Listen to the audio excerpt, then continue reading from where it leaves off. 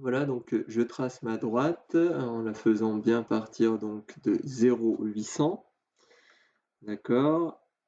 Je vais l'orienter là de sorte qu'on soit bien ici.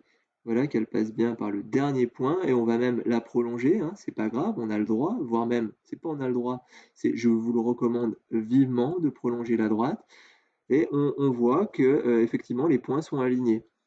Par contre, les points sont alignés, mais c'est pas parce qu'ils sont alignés que c'est une situation de proportionnalité. Les points sont bien alignés entre eux, mais ça ne passe pas par l'origine du repère. Et oui, donc ça correspond pas à une situation de proportionnalité. C'est logique, hein, on est à 800 euros si, alors qu'on ne déménage rien, donc c'est pas proportionnel. D'accord. Donc on nomme la droite, dès qu'on l'a tracée, hein, je vous le redis, parce que sinon après on oublie, la droite c'est DB, petit D, grand B en indiciel, un peu plus bas.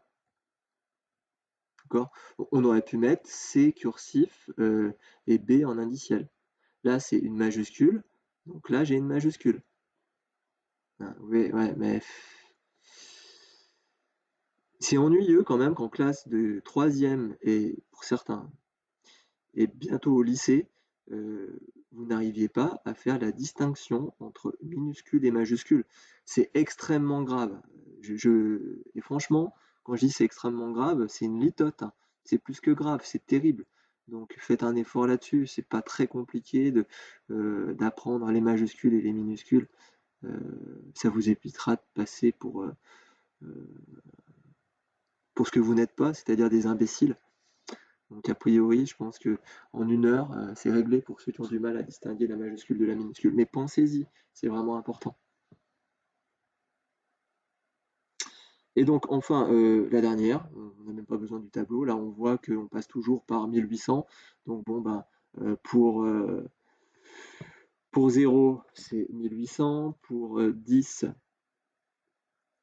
mètres cubes, 1800. Pour 40 mètres cubes, 1800. Pour 60 mètres cubes, 1800. Pareil pour 100 mètres cubes. Et pareil pour 140 mètres cubes. Et donc là, on a notre droite.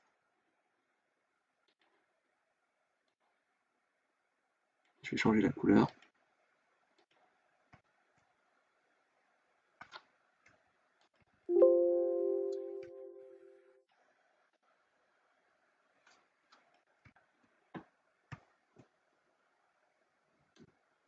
Et on n'oublie pas de nommer la droite. Voilà pour notre graphique. Donc on a un beau graphique, une belle représentation graphique avec 3 droites, 3 représentations de 3 fonctions qui correspondent. Là, c'est la société A avec le prix proportionnel. Ça, c'est la représentation graphique de la société B avec un prix fixe de 800 euros et ensuite 10 euros par mètre cube. Et la société C qui propose un tarif unique à 1800 euros, quel que soit le volume qu'on va vouloir déménager. D'accord. Donc vous voyez qu'on a une droite qui passe par l'origine du repère, qui correspond à une situation de proportionnalité, une autre droite qui ne passe pas par l'origine du repère, et puis une droite qui est parallèle à l'axe des ordonnées. Donc en fait, on a résumé nos fonctions. La fonction qui commence par 800, c'est la fonction affine. Celle qui passe par l'origine, c'est la fonction linéaire. Et puis celle qui est parallèle à l'axe des ordonnées, c'est la fonction constante. Hein, elle est constante parce que elle ne monte pas et elle ne descend pas. Voilà, on va passer à la page suivante et on va répondre au fur et à mesure aux questions. Donc on vous dit lire les coordonnées du point d'intersection des droites DA et DB et donner une interprétation contextuelle. Donc lire les coordonnées, ça veut dire quoi? Bah, ça veut dire qu'il faut donner les coordonnées. Je vous rappelle que des coordonnées, c'est entre parenthèses et séparé d'un point-virgule. D'accord? Donc, on va lire ces coordonnées. Et si on fait une lecture graphique, il faut qu'il y ait des traits de lecture sur votre graphique. Donc, la droite DA et la droite DB, elles se coupent où? Elles se coupent ici. D'accord? Donc, elles se coupent au point de coordonnées 40. Donc là, vous faites des pointillés.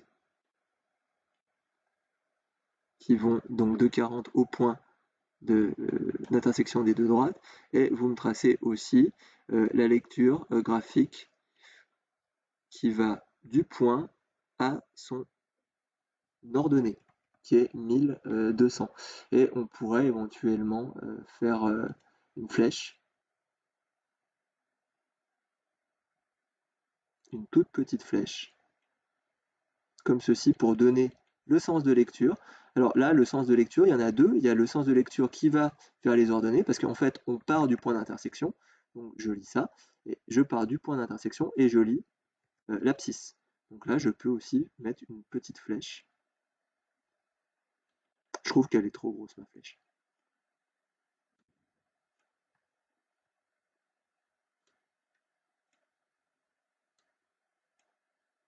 Pensez à bien tailler votre crayon à papier, c'est vraiment super important. D'accord? Et donc, 40 et 1200. Et on vous dit interpréter contextuellement. Une interprétation, c'est dire à quoi ça correspond. Bon, bah, faut pas me dire que ça correspond aux coordonnées, faut pas me dire que ça correspond au point d'intersection, parce que c'est la question qu'on vous pose. Donc, on n'est plus en primaire, on n'est plus en train de répondre aux questions avec la question. Donc, interpréter, contextualiser le contexte. C'est quoi le contexte? C'est Monsieur Leibniz qui déménage. Et donc, c'est quoi cette valeur 40? C'est 40 mètres cubes de déménagement. Et 1200, c'est quoi? C'est le prix du déménagement. Donc, pour faire une phrase, il faut dire pour 40 mètres cubes déménagés avec la société A et la société B, eh bien, ça nous coûte 1200 euros. Donc pour 40 mètres cubes, les entreprises A et B proposent le même coût à 1200 euros. D'accord? C'est ça l'interprétation. Alors j'ai interprété effectivement les coordonnées, mais j'ai aussi interprété que c'était les coordonnées du point d'intersection. Si les deux droites se coupent, là, ça signifie que les deux sociétés ont le même tarif. Avant, la société A, elle était moins chère, après, elle devient plus chère. Là, avant 40 mètres cubes, la société B était moins chère, était plus chère. Au-delà de 40 mètres cubes, elle devient plus chère. Donc, en fonction de ce que vous allez devoir déménager, vous allez choisir l'une ou l'autre. Question 5. Résoudre l'équation B de x égale C de x et effectuer la vérification. Donc, ce que je vais faire, c'est que je vais remplacer B de x par son expression. C'est quoi l'expression de B de x? L'expression de B de x, elle est là. C'est 10x plus 800. Et C de x, c'est 1800. Donc, B de x, je remplace par son expression. Et C de x, c'est quoi qu'il arrive, 1800. Voilà. Donc ça, c'est une équation du premier degré à une inconnue. Donc comment on résout ça? Eh bien, on va se débarrasser du 800. On va le passer de l'autre côté. On va faire moins 1800. Et donc, 1800 moins 800, ça fait 1000. Hein, je l'ai passé de l'autre côté. Donc j'ai fait 1800 moins 800, il reste 1000. Et donc là maintenant, j'ai 10x égale 1000. Moi je voudrais savoir combien vaut un seul x. Et bien 10 fois moins. Donc 10x, j'obtiens x égale 1000 divisé par 100, ce qui me fait 100. J'ai enlevé un 0. D'accord? On me demande de faire la vérification. Donc je vais remplacer 100 x par 100. Allons-y. Ouais, encore mieux. Oui, non, pardon, je dis des bêtises. Je prends ici B de x et je remplace x par 100, donc ça me fait B de 100 égale 10 fois 100 plus 800 qui me fait 1800. On va faire pareil pour C de x, C de 100. Donc C de 100, quoi qu'il arrive, ça me fait 1800. Donc la solution de l'équation est bien 100.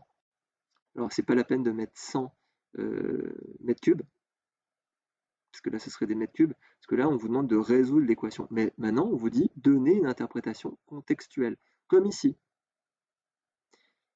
Qu'est-ce que ça signifie que B de C est égal à B de x est égal à C de x? Eh bien, ça signifie que la société B et la société C ont le même coût. Et pour quel volume? Eh bien, pour 100 euros. En fait, graphiquement, ça correspond au point d'intersection entre la droite